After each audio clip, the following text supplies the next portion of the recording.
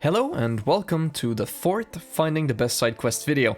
In this one I will be talking about and analyzing Skellige's Most Wanted. It's a quest that was added to the game via a free downloadable DLC, and thank God that happened because it's a great quest that's definitely worth experiencing in my opinion. At first, it might seem like a simple monster contract, but it quickly evolves into a complete and well thought out murder attempt. If you want to learn all of the fascinating details, including the multiple possible endings for this quest, then you're at the right place. The events obviously take place in Skellige, more precisely at Fyrsdal, but if we focus on the beginning of the quest here for a minute, it's honestly a bit hilarious. It's the kind of contract that I would love to think Geralt would never accept. You know sometimes how you have a red flag or two when talking with a quest giver? Well here, the whole thing is a goddamn joke. And here's why. First, the dude lies about where he's from, and he gets caught. He then struggles to give an answer when asked about where Geralt will be able to find him after the job's done, clearly indicating that he has no intentions to pay. And finally, he also accepts any amount of money that Geralt asks to be paid for the job. Actually, on my first run, I asked for 375 crowns, and he accepted right away, which obviously surprised me, but in my second run, I decided to try the max price, and he gave the same answer. A fair price. So, how'll it be? That's already a lot, but trust me, there was even more to be suspicious about, so of course it doesn't really make sense that Geralt would ever say yes and accept the contract. But I have a video to make apparently, so of course, I'm all in. Now, enough about our favorite non-trustworthy NPC's abilities to come across as a reliable person, and instead let's focus on his story and what he needs Geralt for. By the way, the merchant's name is Hugo. Well, at least for now. More on that later. So, Hugo is a merchant, and he got attacked while on the way to Fyrsdal. Attacked by some very mean Nekkers. Yes? Nekkers, no doubt about it. What? You know, sharp claws, animal skulls on their heads, attack in swarms. And this was literally me pausing the game to take notes for the video, because what the hell have I just heard? Anyways, he was with a friend of his friend died, Hugo barely got away, and that's pretty much it. So, it was now time to up on Roach and get to the site of the attack. Obviously expecting everything to be just as described, surely. When I got to the site, the quest definitely took an unexpected turn, but first here's a quick explanation of how the format for this series of videos works. In each video, I select a side quest and I analyze it. My plan is to cover most of the side quests that are considered great in the community. It might be something like 10 or 20 videos, I'm not too sure, but by the end of every video, I need to make a decision. Could this be the best side quest in the game? If the answer is no, it's eliminated. If it's yes, then it joins the other winners, and in the future, I'll make one big final video to crown the official winner with the viewers' help. Alright, back to the investigation of the attack site. Alright, so at first glance, everything seems as described. Was Hugo truthful after all? Well, not exactly. After some investigation, it became obvious that both the horse and his friend did not die from nekker wounds. No, instead they had completely unrelated cause of death. For example, the human appeared to have died of old age, and the horse potentially from tetanus. Something was definitely fishy, and it's at that moment that a giant boulder started to fall off a cliff coming directly for Geralt. What the?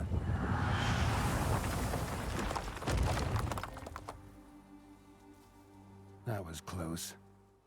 With everything that was going on up to that point in that quest, there was no way that it was a coincidence. Someone caused that boulder to go down. The quest then takes an interesting turn because we're not really working for Hugo anymore. It's all about figuring out what the hell's going on here. When Geralt arrives at the location where the boulder started from, he sees some nekker tracks, and after following them for a while, they lead Geralt to the entrance of a cave. The tracks go inside of it, so it looks like we might have found the hideout of our boulder thrower. I love how nothing seems to make sense up to that point. I think the quest does a great job at giving as little information to the player as possible, and it clearly tries to mislead us. Now, the thing that seals the deal is that another boulder conveniently falls right on top of the entrance of the cave, making sure that Geralt, who's now inside of the cave, won't be able to leave the same way as he entered.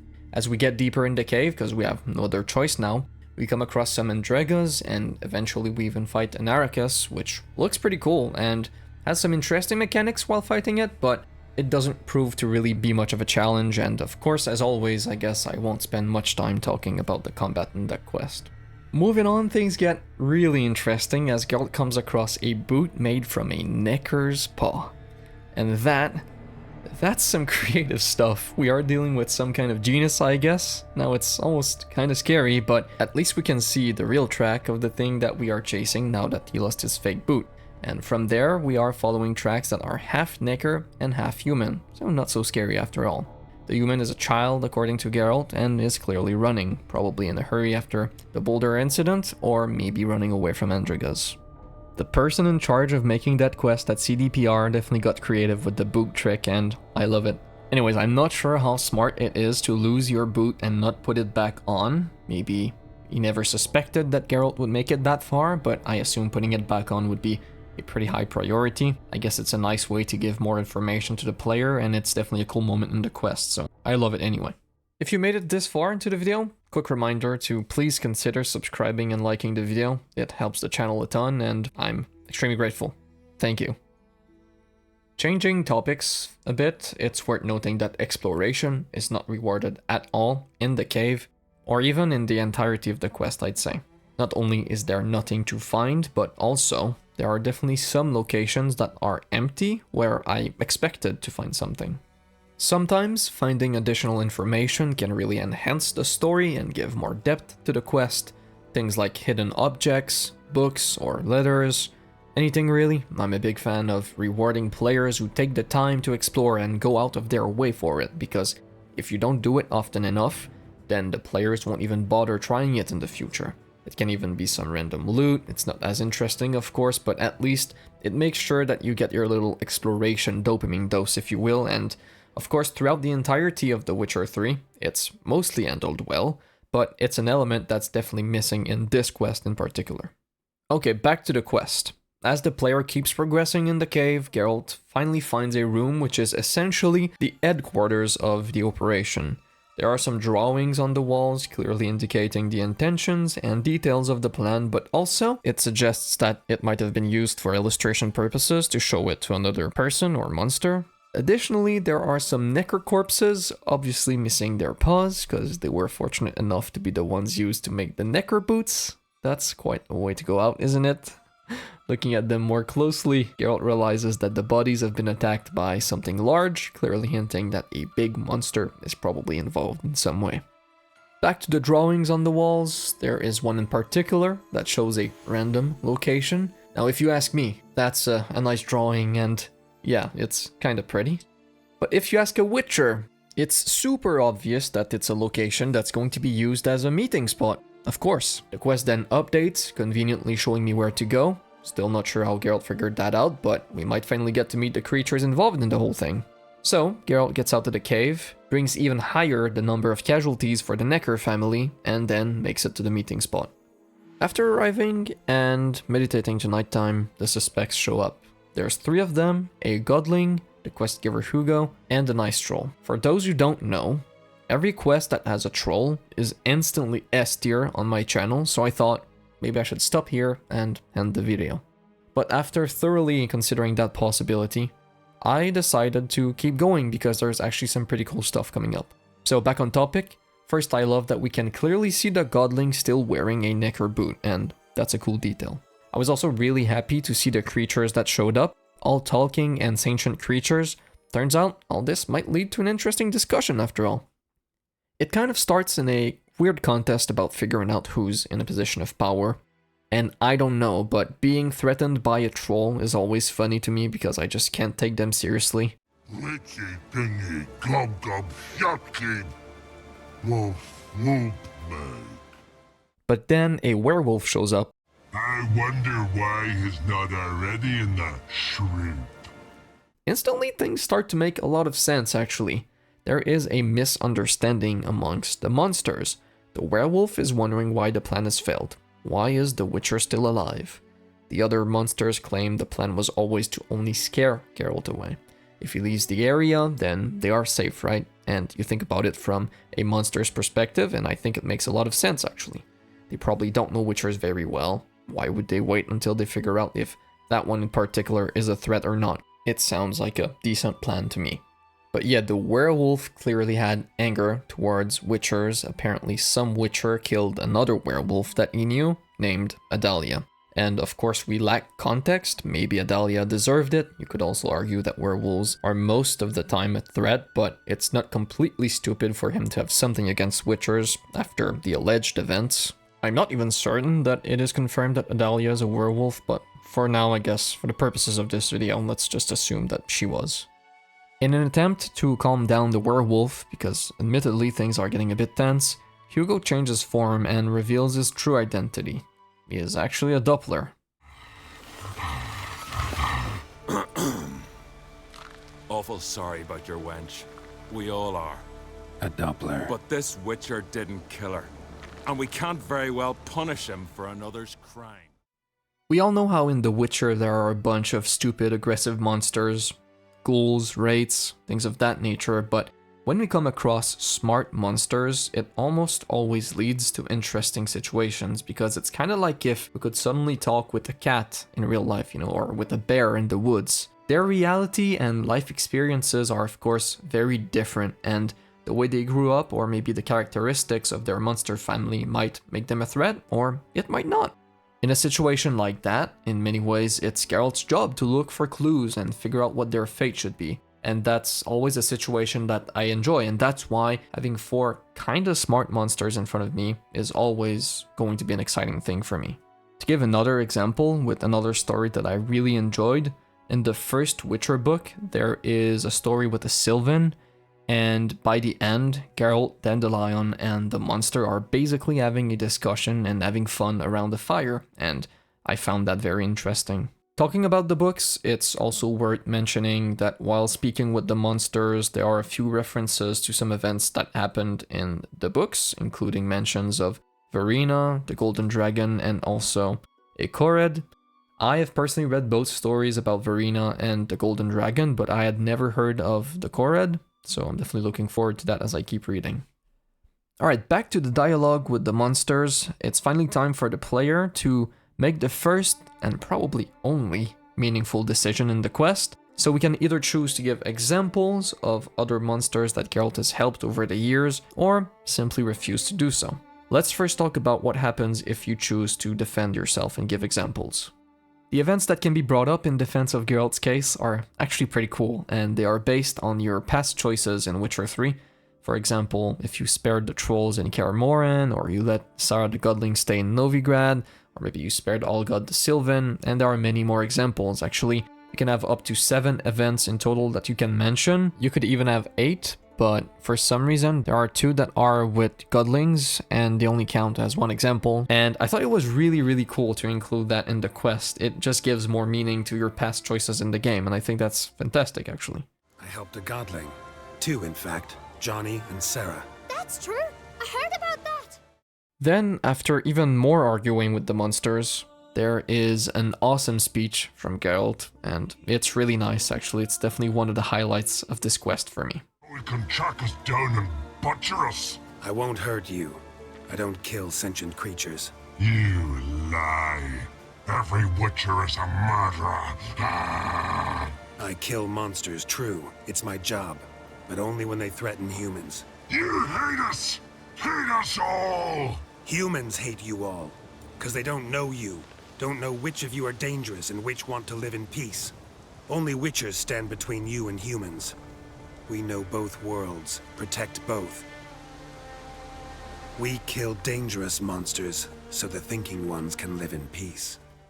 So basically after that, if Geralt was able to give at least 2 examples of helping other monsters, 3 of the 4 creatures agree that the Witcher should live. There's one that remains unconvinced, and of course it's the werewolf. He then jumps down and the fight starts. There's not much to add. It's a werewolf fight, and after the battle, the godling climbs down and it's now her turn to give an epic speech, and honestly the 2 speeches here contribute a lot to just my overall enjoyment of the quest, because I think they are both amazing, frankly. You were right. Monsters are like men. Some are good, some are bad, and still others simply lost. That's a right shame. I was different once. Should never have let him talk us into this. Here, a little something from us, so you'll remember not all monsters are dangerous. Thanks.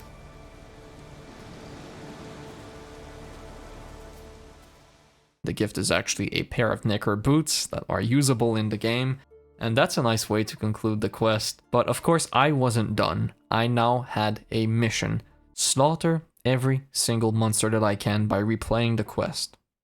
So, if Geralt did not give examples of how he helped monsters in the past, things can play out quite differently. There are actually two alternate choices that Geralt can make, but they both lead to the same result, so let's talk about them both. First one, aggressive. Let's fight. The godling instantly leaves, clearly scared of battle, while the remaining three all decide to fight, and I understand the Doppler and the troll at that point, because it kinda makes sense, right? Geralt is not really showing any mercy, and he just wants to spill some blood, I guess. So it turns out he might be this aggressive monster killer that deserves to die if they want to remain safe.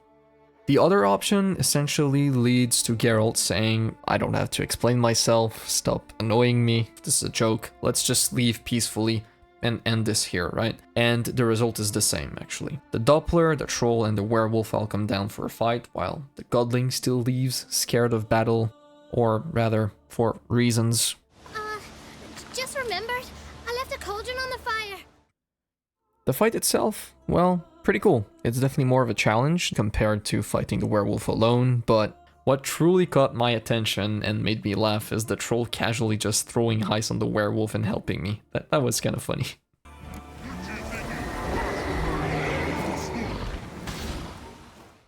Anyways, after taking care of both the Doppler and the werewolf, only one remained. The troll.